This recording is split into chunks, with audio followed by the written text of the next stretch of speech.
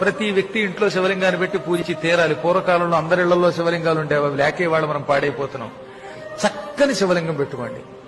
కిం బహూక్తేన మునయః స్త్రీణామపి తథాన్యతః అధికారోస్తి సర్వేషాం శివలింగార్చనే ద్విజాః. ఎందుకు ఇన్ని మాటలు? శివలింగం అందరిళ్లలో ఉండొచ్చు, అందరూ శివలింగాన్ని ముట్టుకుని పూజించవచ్చు. స్త్రీణామపి ఆడువారికి, తథా అన్యతః ఇతరులకు, అందరికీ శివలింగం మీద అర్చన మీద అధికారం ఉన్నది. మీ ఇళ్లలో అధికారం ఉంది గనక శివలింగం పెట్టుకు పూజించండి. శివలింగం ఇంట్లో ఉండకూడదని ఎవడన్నా చెబితే వాడిని శవంతో సమానంగా చూసి అవతలకి గెంటేయండి అని నందీశ్వరుడు శివపురాణంలో ఋషులకి చెప్పాడు. ఈ శ్లోకం శివపురాణంలోది. కాబట్టి అందరిళ్లలో లింగం ఉండాలి. ఇళ్లలో ఉండి తీరాలి తప్ప ఆ గుళ్ళోకి వెళ్లి మనం ముట్టుకోవడానికి దానికి నియమాలు ఉంటాయి. అక్కడ అర్చకులే పెడతారు. కానీ నీ ఇంట్లో నువ్వు లింగం పెట్టుకుని పూజించవచ్చు. అలా ఉండి తీరాలట. అసలు శివలింగం లేని ఇంట్లో అన్నం తింటే అది శవం దగ్గర పెట్టిన